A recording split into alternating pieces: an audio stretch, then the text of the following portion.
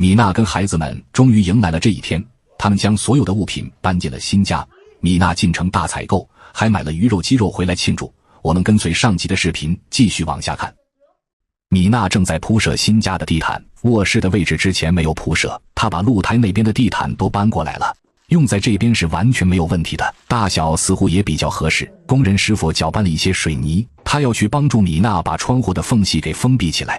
前段时间他有叫工人去完成过这件事，但安装热水器的师傅来了后，新工人和小助手就去配合他干活了。很多网友在问窗帘为什么不装呢？这个就要再等等了，米娜会一步一步的去解决这些事情的。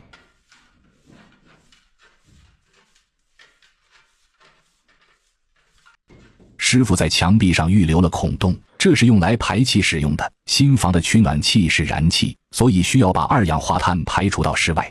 在建房期间里，师傅们就已经把孔洞给预留好了。萨阿迪的速度非常快，他准备好了材料后，就立即去开始涂抹窗户的框架结构。这间房米娜暂时用来堆积家具，可能不会住人的。把窗户的问题解决完，工人又返回了新房里，一起为米娜重新调整地毯。前几天在城区采购的这块地毯小了，它无法遮盖走廊的那个位置，所以今天米娜去城区的时候，就顺便采购了一块小的地毯回来，铺设在门口位置使用。这块地毯是二手的，颜色和第一块明显是有差异的，不过这样看起来也不会感到太奇怪。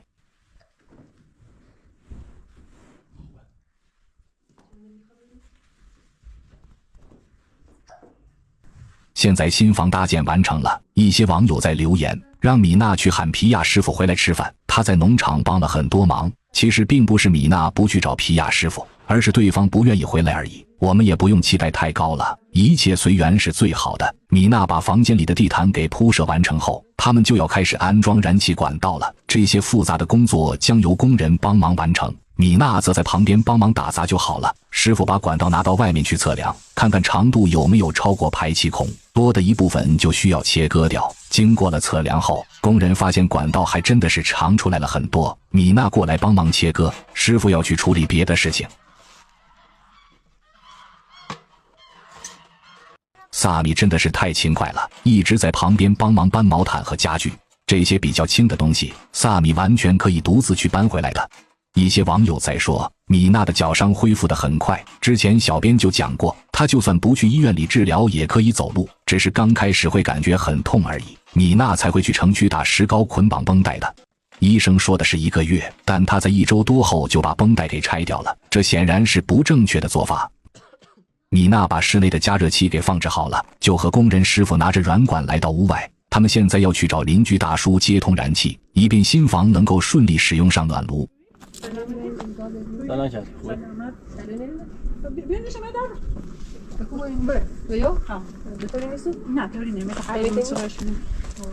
邻居大叔这个时候没有在家，出来的是他的妻子。米娜向阿姨问好，对方邀请师傅和他进去喝茶，但被拒绝了。他们要抓紧时间去接通软管，不然今天还真的不能把所有的家具都搬到新房里去。由于米娜只需要使用2个月的燃气，所以他们就不打算太费力的去安装管道了。软管是从邻居的门上面通过的，之后他们开门和关门时也不会影响到这根管道，剩下的另一边则拉到了新房的后院。师傅要把软管搭在电线上，比在地上挖沟渠简单多了，所以看到这里后，相信大家会改变昨天的想法，赞同米娜去跟邻居借用燃气的。以前有皮亚帮忙加注燃气，米娜可谓是什么事情都不用管，但现在皮亚师傅走了，他不可能独自去城区完成燃气的加注。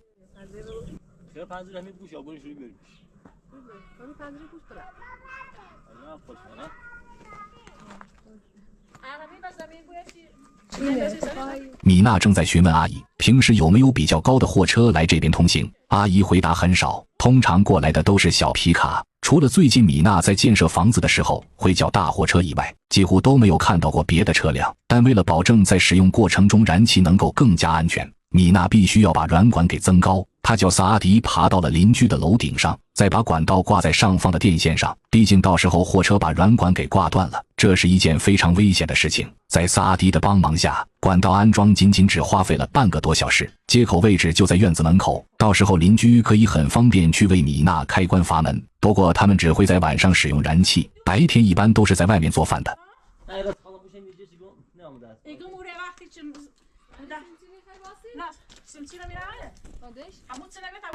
米娜回去农场里拿来了工具，这是用来拧紧阀门的螺栓。在购买软管时，一般都会配套赠送。邻居阿姨把自己家的管道给拔下来了，也导致他们家有一个地方无法使用到燃气。不过大叔人是很好的，他说自己不忍心看到孩子们挨冻，就算自己无法使用燃气，也要让米娜和孩子们度过一个温暖的冬季。阿姨把管道接通好了，米娜就带着工人返回了新房，现在要把管道安装在暖炉上，这是解决新房取暖设备的最后一步工作。有了燃气后，晚上米娜才能安心的和孩子们睡在这边。邻居阿姨也过来了，她正在观看管道的安装工作。等师傅接通完了，阿姨就可以回去打开阀门，测试燃气是否能够使用。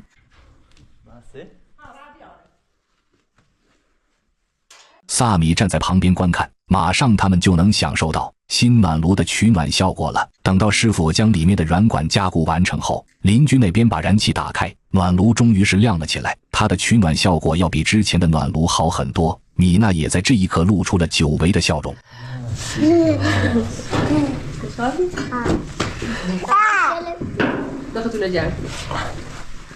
师傅说现在他的事情都完成了，要离开米娜的农场。如果明天没有事情的话，自己也会按时来这边帮忙干活。今天在城区采购了一大车沙子，米娜即将要开始建设自己的动物区域，这是她在前天和师傅沟通过的计划。时间已经来到了傍晚，天黑后城区的气温就会降低。米娜去感谢了邻居阿姨，对方表示不用客气，他们只是做了一件很小的事情，所以远亲不如近邻，比喻的就是这位好心的阿姨。返回了农场里面，米娜开始收拾家具搬到新房里去。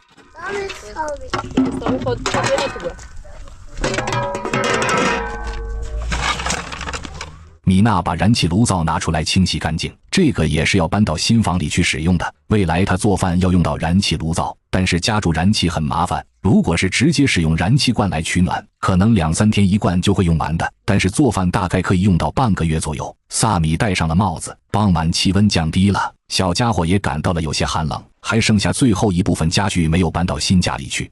孩子们还要和妈妈一起努力解决好这些事情。米娜把燃气炉灶搬到厨房这边，先把它放在地上，等待会再去找个位置来放置燃气炉灶。今天晚上她是不会使用燃气去做饭的了。早上买了烤鱼回来，给孩子们在外面烤一条鱼，就能够解决今晚的餐食问题。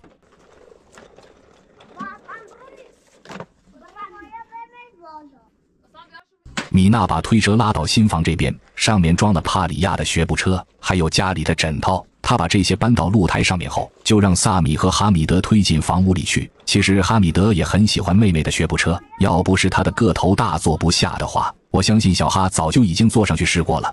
米娜把卧室用来储存物品，这边可能会成为他们的仓库。未来想要用来住人，只需要简单的去涂抹一下大白就好了。妈妈说帕里亚已经睡醒了，她需要有人去帮忙照顾妹妹，不然剩下的物品是无法搬到新房里来的。哈米德如往常一样来到这边摇晃婴儿床，试图将帕里亚给哄睡着，看他的样子十分熟练，已经成为了合格的带娃小助手了。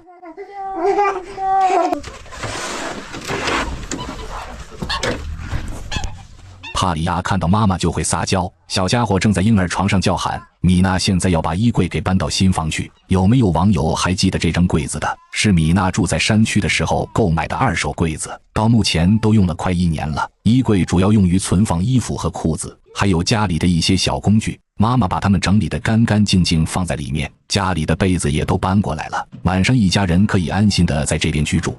如果阿扎达回来了那就好了，这也是米娜所期待的。现在他们终于搬进了新家，告别跟孩子们睡在帐篷的日子，也就意味着米娜现在的条件比之前越来越好了。跟无业游民的前夫对比，相信他也是很有实力夺回阿扎达的。而且米娜之前都给孩子说了，只要把房子建设起来后，很快就去将阿扎达接回来跟他们一起生活。我们相信那一天很快就会到来。昨天师傅给米娜搭建了户外炉灶，现在他要去点燃柴火烹饪晚餐。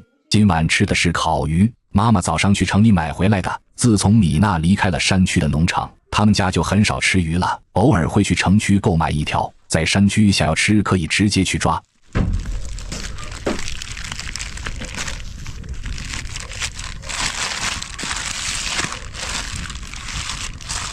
米娜把袋子打开，然后用刀将鱼鳞给刮掉。这条鱼从买回来到现在已经过去了好几个小时了，不知道是放在冰箱里冻硬了呢，还是鱼已经自然变硬了，看上去好像有些不太新鲜。外面的气温越来越低了，米娜要尽快把鱼肉给解剖好，然后返回房间里撒调味料。哥哥正在照顾帕里亚，现在新房这边有门可以关起来，妈妈是不用担心小家伙会到处跑了的。哈米德已经睡着了，刚才他还在蹦蹦跳跳玩得很开心。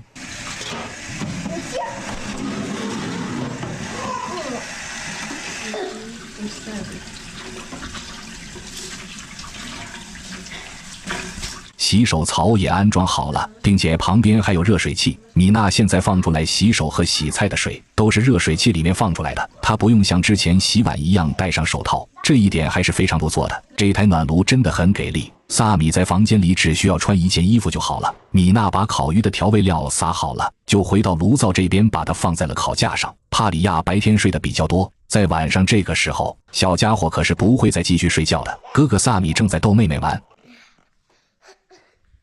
萨米很喜欢帕里亚，他把妹妹逗得哈哈大笑。哈米德都快被哥哥给吵醒了。米娜将烤肉制作好了，然后端着走进了房间里。今天一家人忙到了很晚，因为搬家耽误了大量的时间。平时这个点米娜早就睡了，哈米德没有睡醒，妈妈就不去叫他了。米娜先抱着帕里亚和萨米坐在地毯上，她还要给帕里亚喂一些食物。妹妹也很喜欢吃鱼肉，不过妈妈要很小心地喂给她吃，不然鱼刺是很容易卡住喉咙的。按照当地搬家的习俗，他们需要去烧一些山核桃，拿到房间里来熏烤。山核桃的作用就是去除霉运，还有帮助新房净化空气。